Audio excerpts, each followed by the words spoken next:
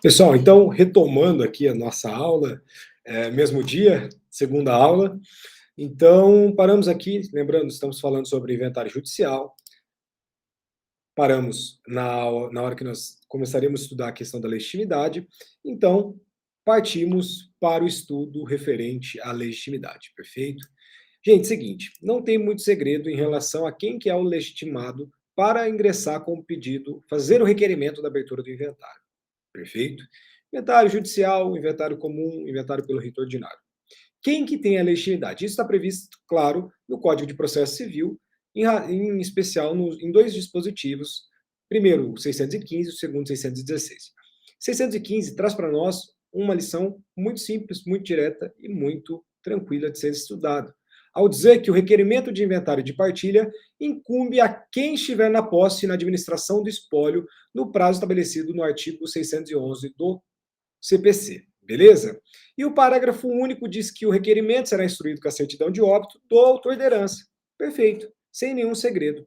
Então, quem estiver na administração dos bens, quem estiver na posse desses bens, terá a legitimidade para entrar com o requerimento da abertura do inventário, sem nenhum segredo. Via de regra, quem é esse legitimado, então, é a figura do cônjuge sobrevivente, do companheiro supérstite, ou seja, dessas pessoas que geralmente têm uma vida em comum e acaba, infelizmente, ficando só no plano físico, perfeito? Então, aí essa pessoa terá legitimidade. Caso contrário, descendentes, filhos, algo nesse sentido, é a regra do 615, beleza? Então, quem está na posse dos bens, quem está na posse da herança, quem está na administração do espólio, terá a legitimidade para fazer o requerimento da abertura do inventário.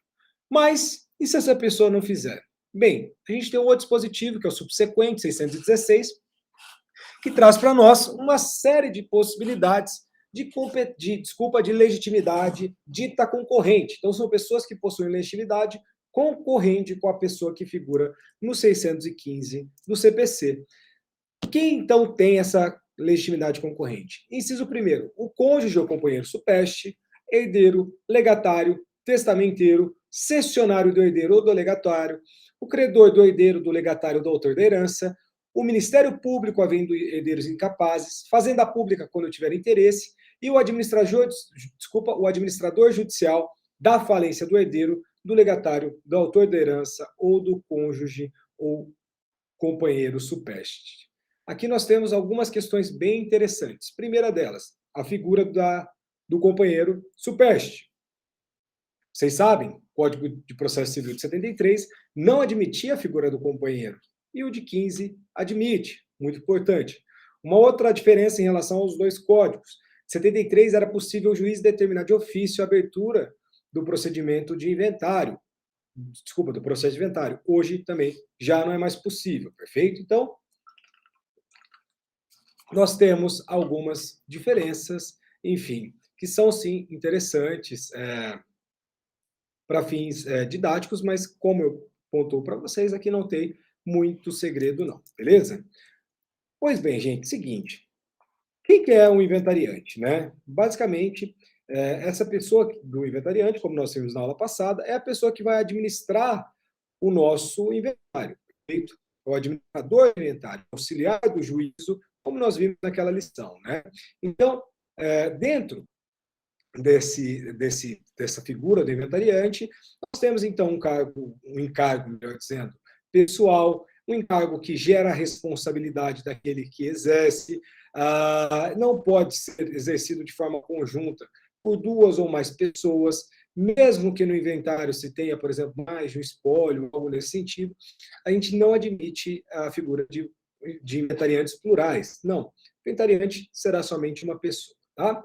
E até que o inventariante preste o compromisso legal de auxiliar o juízo, o espólio vai continuar na posse do administrador provisório nomeado pelo juiz. Então, aquele administrador provisório que tem legitimidade do 615 para ingressar com o requerimento da abertura do inventário, ele continuará na posse deste bem até o momento em que o inventariante preste o compromisso legal. Perfeito?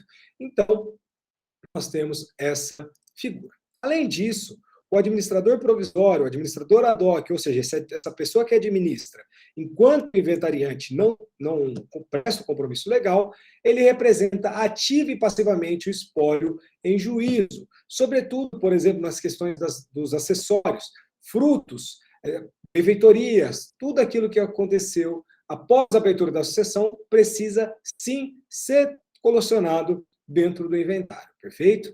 Então, por exemplo, tem direito ao reembolso das despesas necessárias e úteis, e também responde pelo dano aqui por dolo ou culpa, aqui na ideia de culpa lato sensu, né? Culpa estrito sensu, imperícia, imprudência e negligência, mais o elemento dolo, aí nós formamos a ideia de culpa lato sensu, que daí causa clara hipótese de responsabilidade subjetiva. Então, necessariamente, precisa comprovar a culpa estrito ou o dolo deste administrador ad hoc, perfeito? E todos esses efeitos estão previstos no artigo 614 do nosso Código Processual, beleza? Além disso, o direito, por exemplo, à questão do reembolso e a existência de responsabilidade subjetiva tem muito a ver com a ideia do possuidor de boa-fé, né? Então, vocês sabem, a pessoa que é possuidora de boa-fé, quando faz benfeitorias necessárias, tudo isso, úteis, ela tem sim o direito de reembolso, perfeito? Além disso, continuando na figura do administrador provisório, ou seja, essa pessoa que administra o espólio até o compromisso legal do inventariante. Regras e encargos previstos no artigo 1797 do nosso Código Civil, tá? Que a gente vai na figura do Código Civil, deixa um pouco o Código de Processo para falar ali algumas regras. Vamos lá.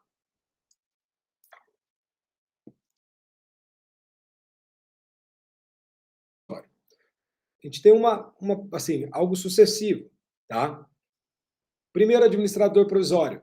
Ao cônjuge ou companheiro, se com o outro convivia ao tempo da abertura da sucessão. 2. Ao herdeiro que estiver na posse e administração dos bens, e se houver mais de uma dessas condições, ao mais velho. 3. Ao testamenteiro, pessoa responsável pela administração do testamento, que nós estudamos agora, na última aula.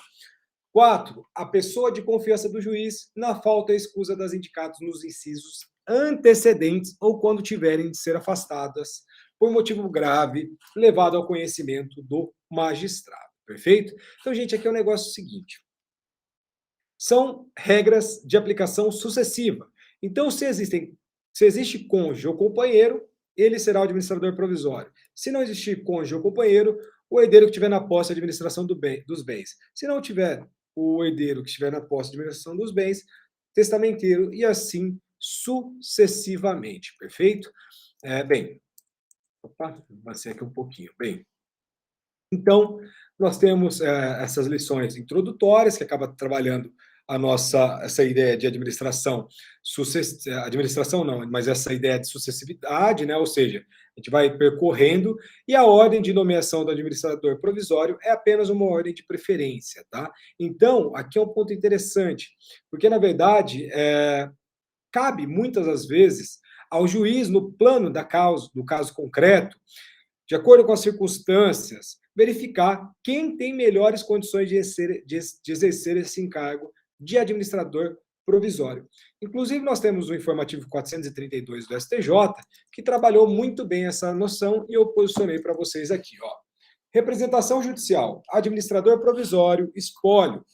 A turma reiterou o entendimento de que, enquanto não nomeado inventariante e prestado o compromisso, a representação ativa e passiva do espólio caberá ao administrador provisório, o qual usualmente é o cônjuge supérstite, ou seja, a gente tem usualmente a figura do cônjuge, aquela pessoa que era casada, que vai ficar como administrador provisório. Uma vez que detém a posse direta e a administração dos bens hereditários. Olha aqui que interessante.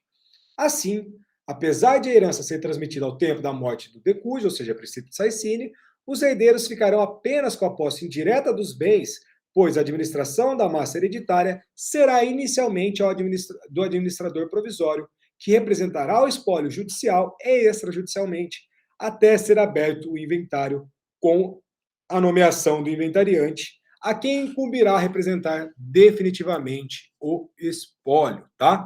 Então, nós temos aqui algumas lições interessantes desse julgado. Por exemplo, ele admite de forma implícita a tese que cabe ao magistrado, à magistrada, dentro do caso concreto, verificar quem deve assumir o encargo, tá? Porque dentro dessa ementa, dentro desse, melhor dizendo, desse informativo, nós temos a afirmação do termo e a utilização, o emprego do termo usualmente e não obrigatoriamente. Então, quando nós olhamos ali, ó, quer ver, ó, é, ativa e passiva do espólio, caberá ao administrador provisório qual? Usualmente, e não obrigatoriamente. Então, cabe ao juiz, cabe à juíza, no plano do caso concreto, verificar quem terá melhores condições para exercer a administração provisória até a nomeação e até o termo de compromisso do inventariante, perfeito?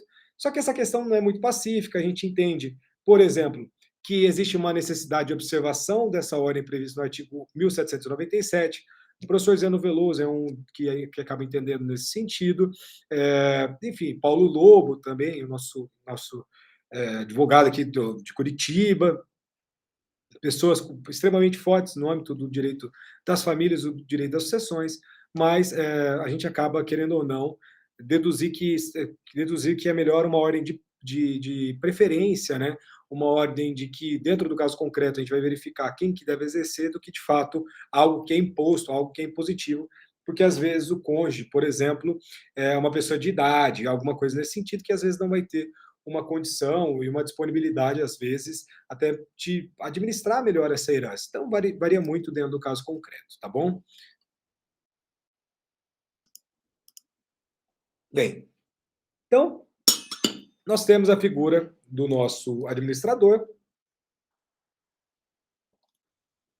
provisório, que o próprio nome já diz, já indica a questão de algo que é temporário, algo que tem ali um momento em que vai deixar de existir, perfeito? Quando que deixa de existir? Bem,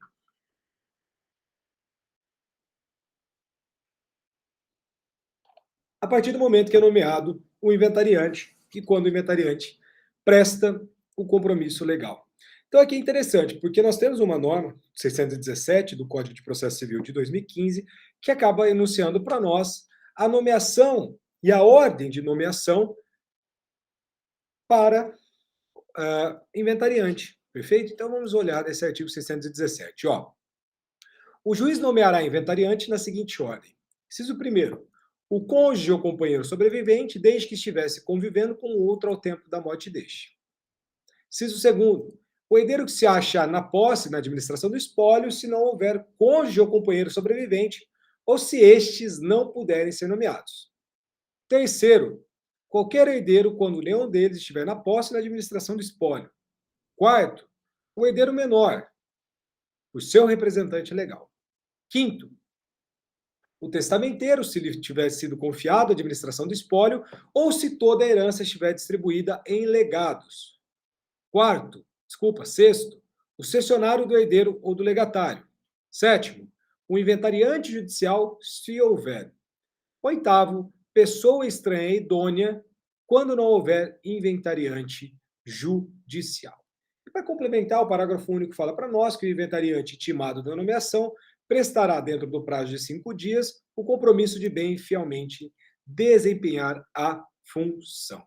Perfeito, gente? Então, nós temos aqui a figura do nosso inventariante e a ordem, né? A ordem que deve ser seguida perante nomeação, tá? Então, aqui é um pouco diferente em relação ao que nós tínhamos na administração da herança. Geralmente, o administrador provisório da herança acaba exercendo o cargo de inventariante, até uma consequência lógica, né? Porque a pessoa, às vezes, já está até habituada a tomar as decisões, realizar todas as diligências, etc, etc, etc.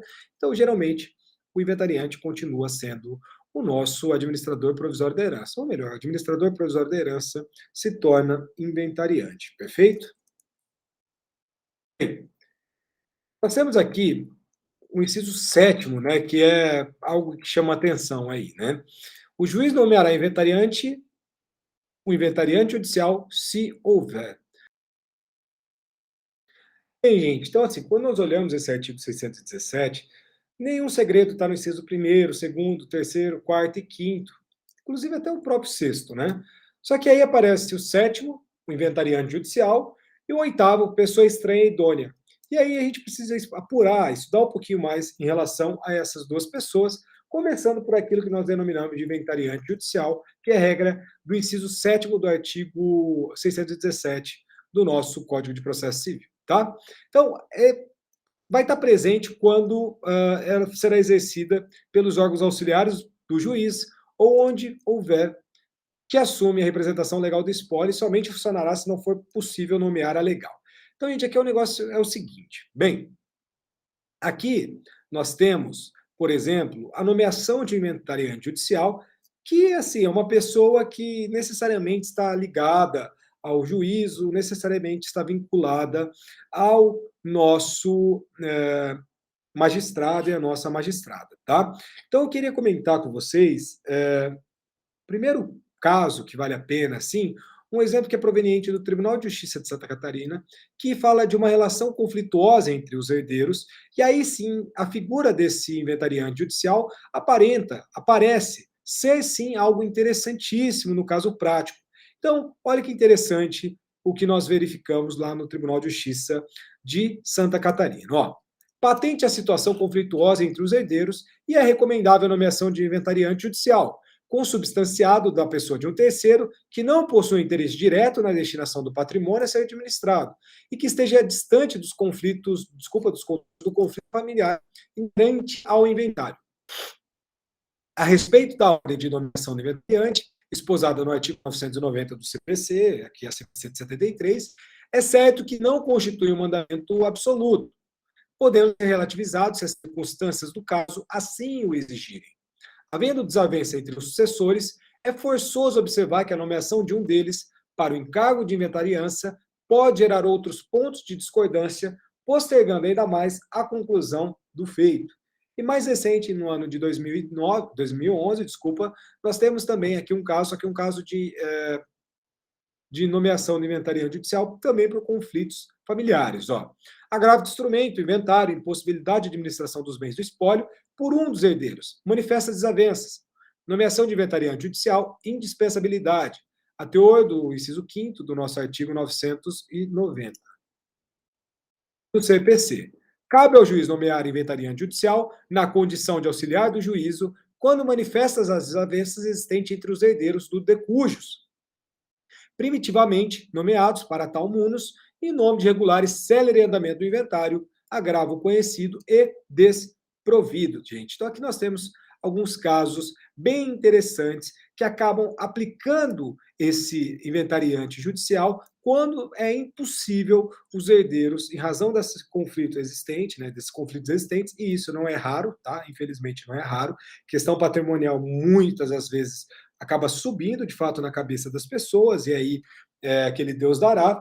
Então, pode sim ser nomeado uma pessoa para auxiliar o juízo, um terceiro, que não existe ali nenhum vínculo, nada, absolutamente nada, em relação ao processo, tá?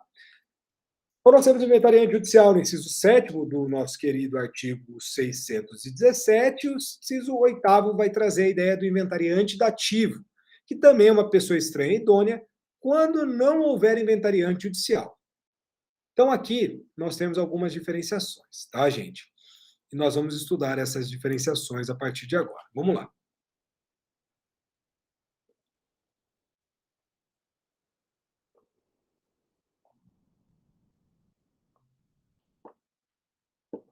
Bem, aqui nós temos algumas questões bem interessantes que vale a pena. Porque, ó, primeira coisa que a gente precisa lembrar, um artigo, que é o artigo 75, parágrafo 1º do CPC de 2015, mas também o parágrafo 1º do artigo 12 do finado Código de Processo Civil de 1973, tá? Esse segundo dispositivo falava para nós que o inventariante judicial assume, os direitos e deveres da inventariança, mas não é o representante legal do espólio em juízo, uma vez que, em tal hipótese, todos os herdeiros e sucessores do falecido serão autores ou réus nas ações em que o espólio for parte, tá? Então, essa pessoa ela não tem legitimidade para figurar em polo ativo e em polo passivo de abertura de inventário, tá? E o nosso primeiro dispositivo implementado é o artigo 75, parágrafo 1º do CPC de 2015, que tem aí uma destinação bem similar com o finado artigo 12, parágrafo 1º do Código de Processo Civil de 73, que fala que, sendo o inventariante dativo, os sucessores do falecido serão intimados no processo no qual o espólio seja parte. Então, na verdade, o inventariante dativo ele não será intimado, quem será intimado serão ali os sucessores do nosso falecido, tá? Mas não serão apenas os sucessores do falecido a serem intimados, pois também são interessados o cônjuge e o companheiro sobreviventes em vista do possível direito de meação sobre os bens deixados pelo autor da herança. Então, herdeiros, cônjuges, se for o caso, né, que são os meeiros, né, dentro dessa regra, então todos os interessados representarão e serão citados, intimados em qualquer ação que figure o espólio e não o inventariante dativo, tá? Olha o STJ aplicando essa norma. Ó. No caso de inventariante dativo, o legislador entendeu que não haveria legitimidade para a representação plena do espólio, razão pela qual todos os herdeiros sucessores são chamados a compor a lide. Recurso especial não provido. Então, o inventariante dativo ele não possui legitimidade para estar ali no nosso polo dentro do inventário. Tá? É claro, figurar como uma pessoa que vai fazer ali o auxílio do juízo, mas quem terá legitimidade serão os sucessores e também a figura do cônjuge, companheiros, peste, enfim, dentro do previsto do parágrafo 1º do artigo 75 do CPC. Perfeito, gente? Bem, gente, antes da gente falarmos dos atributos em relação ao inventariante, a figura do inventariante dativo, como no judicial, ele estará muito mais presente quando existir ali uma falta de concordância ou no mínimo de respeito em relação aos herdeiros de eventual herança. Então, a figura do dativo também acaba aparecendo quando existe uma alta litigiosidade dentro do inventário ou um estado de grande beligerância, tá? Então, nós temos estas possibilidades. Pois bem, gente, vamos avançar aqui em relação às atribuições do inventariante previstas lá no artigo 618 do nosso Código de Processo Civil, beleza, gente? Então, partindo para as atribuições, é a primeira que o inventariante tem a legitimidade para representar o espólio da forma ativa e passiva em juízo ou fora dele, observando-se quanto ao dativo o disposto 75, parágrafo 1º. Então, aqui, somente em questão em relação ao dativo, que tem uma exceção, lembrando, acabamos de dizer, o dativo, gente, ele não tem a legitimidade. Então, necessariamente, os herdeiros, junto com o cônjuge ou companheiro, serão ali os legítimos para figurar dentro desse tipo de ação, perfeito? Então, o inventariante deve, além disso, como uma segunda atribuição, uma segunda incumbência, administrar o espólio, velando-lhe sempre em relação aos bens com a mesma diligência, como se fossem seus, perfeito? Então, você administra o inventário, os bens desse inventário, como se fossem seus, perfeito? Isso é uma conduta leal, decorrente da nossa boa-fé objetiva. Além disso, ele tem como terceiro dever o dever de prestar as primeiras e últimas declarações pessoalmente ou por procurador com poderes especiais. Ele ainda deve exibir em cartório a qualquer tempo para exame das partes os documentos relativos ao espólio, perfeito? Além disso, cabe ao inventariante o dever de juntar aos autos a certidão de testamento, se houver. E, como sexta atribuição, é a de trazer à colação no inventário os bens recebidos pelo herdeiro ausente, renunciante ou excluído. O sétimo dever é o de prestar contas de sua gestão ao deixar o encargo ou sempre que o juiz lhe determinar que preste, perfeito? E, como oitava atribuição, incumbe ao administrador do inventário requerer a declaração de insolvência do falecido, se for o caso. Além disso, nós temos o segundo disposto, que é o artigo 619 do CPC, que coloca para nós que incumbe ainda ao inventariante, ouvidos os interessados e com autorização do juiz, ali, sob pena de nulidade do ato, como sustentado por boa parte da doutrina, alienar bens de qualquer espécie, transigir em juízo ou fora dele, pagar dívidas do espólio e fazer as despesas necessárias para a conservação e o melhoramento dos bens do espólio, gente. Então, necessariamente, quando existe qualquer questão ali, vamos dizer assim, de se desfazer de eventual patrimônio ou de colocar algo que acaba onerando este inventário, necessariamente as partes precisam ser ouvidas e precisa de autorização judicial sob pena de nulidade do ato, a nulidade absoluta deste ato, perfeito? Gente, então basicamente, com 618 e 619, nós temos a consagração da ideia de que o inventariante deve gerir o patrimônio deixado pelo falecido, perfeito? Então é exatamente isso que nós temos em relação à administração, o ato de fazer ali a gerência, né, desses bens de forma diligente, como se fossem seus, né? Como o próprio inciso segundo traz para nós do artigo 618. Tranquilo? Avançando.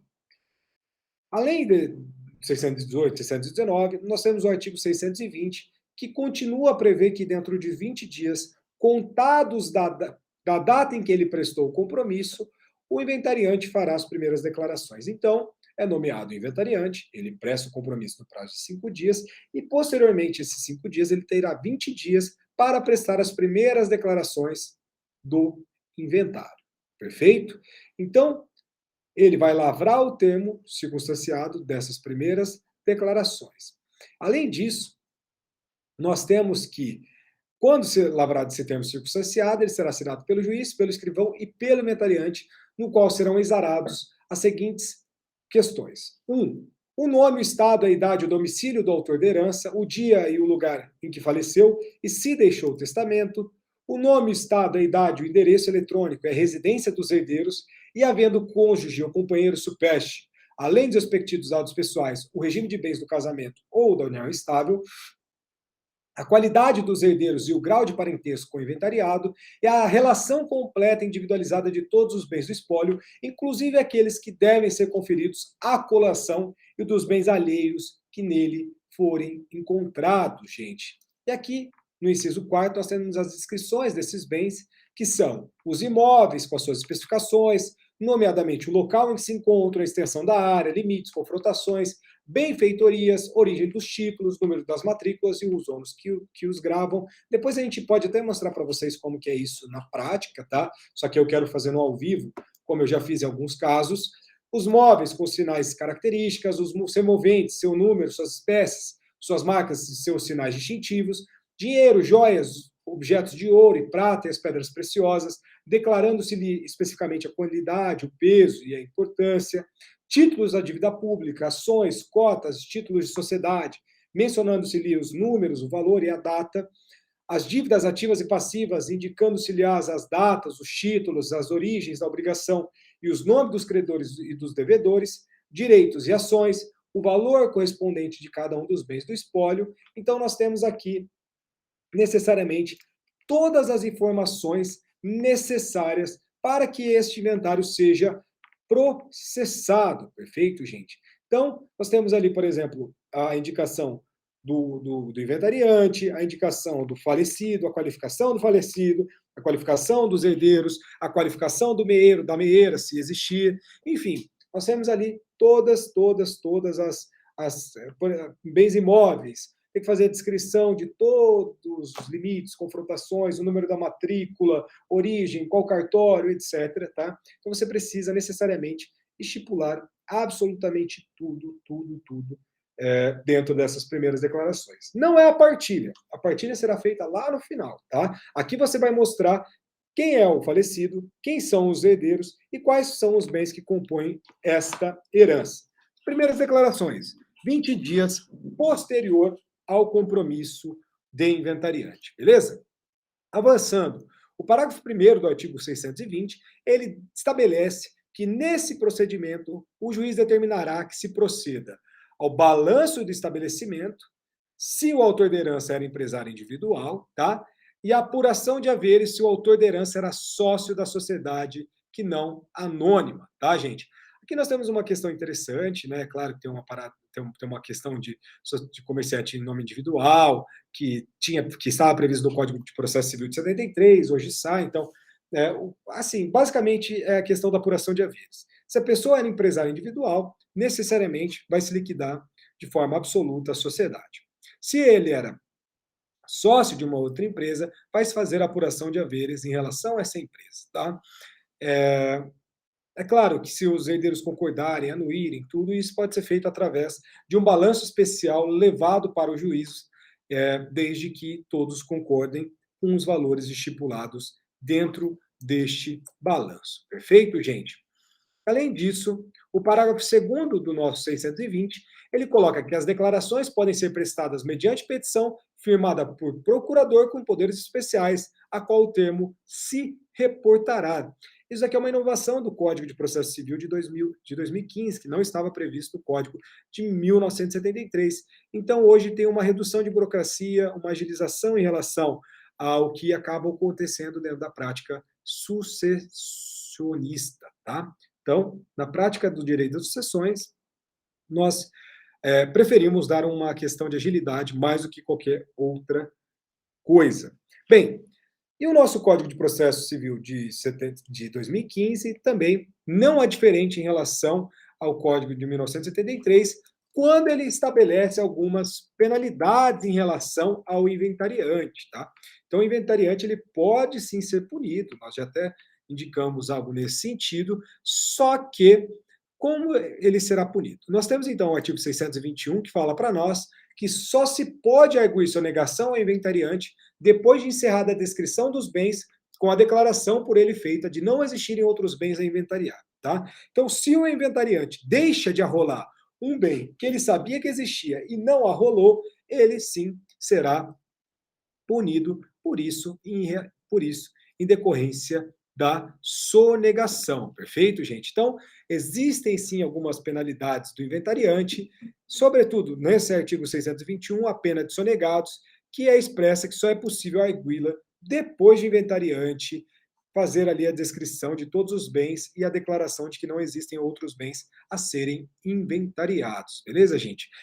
Importante aspecto aqui, a gente vai falar um pouco mais em relação aos sonegados nas próximas aulas, mas a pena de sonegados ela é imposta ao herdeiro que deixa de informar o inventário sobre a existência de um bem a ser partilhado, tá? Caso, por exemplo, daqueles recebidos por doação, sem a dispensa de colação, etc. Então, se você recebeu um bem que era decorrência de uma doação, pode ter sido considerado uma antecipação de legítima, uma série de questões, e a penalidade, no caso dos sonegados, é a perda do direito em relação a este bem que não foi incluído e deveria ter sido incluído dentro do procedimento do inventário.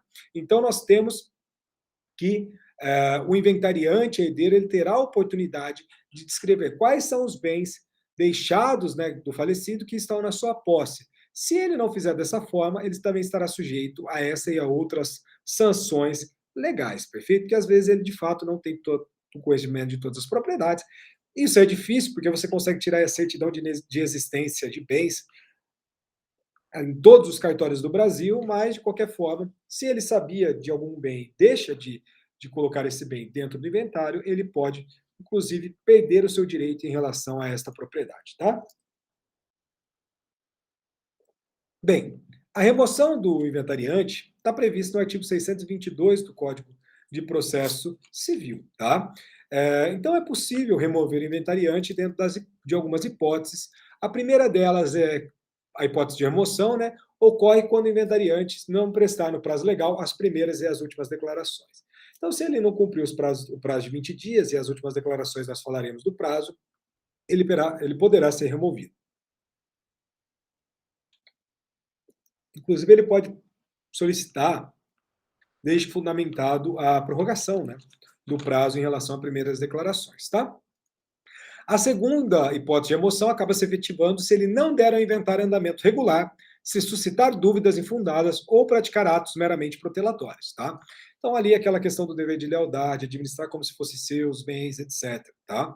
O terceiro caso de remoção ocorre se, por culpa do inventariante, se deteriorarem, forem dilapidados ou sofrerem danos os bens do espólio, tá? Hipótese no caso de responsabilidade subjetiva, mediante a comprovação de culpa lato sensu, Prudência, imperícia e negligência, mais o elemento dolo, se for o caso, tá? Também será removido o inventariante que não defender o espólio nas ações em que for citado, deixar de cobrar dívidas ativas ou não promover as medidas necessárias para evitar o perecimento de direitos, beleza?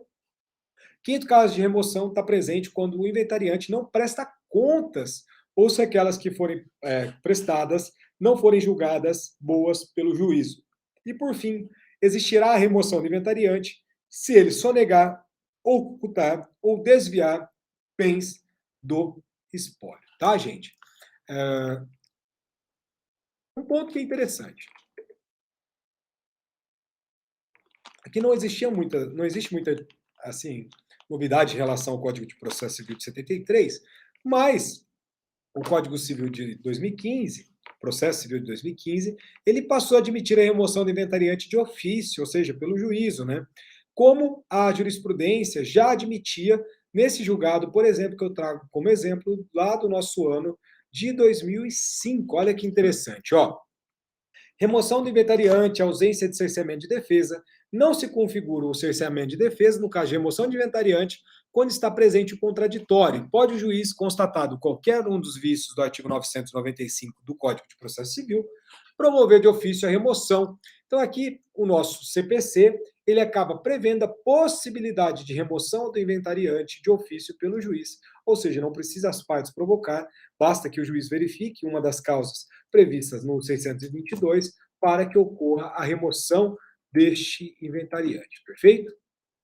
Bem, em relação ao procedimento do requerimento de remoção, requerida a remoção com fundamento em qualquer dos dispositivos, algum dos incisos do 622, o inventariante ele vai ser intimado no prazo de 5 dias para defender e produzir provas que entender necessários, tá? O incidente de remoção, ele não acontece nos próprios autos, ele acontece em apenso, tá?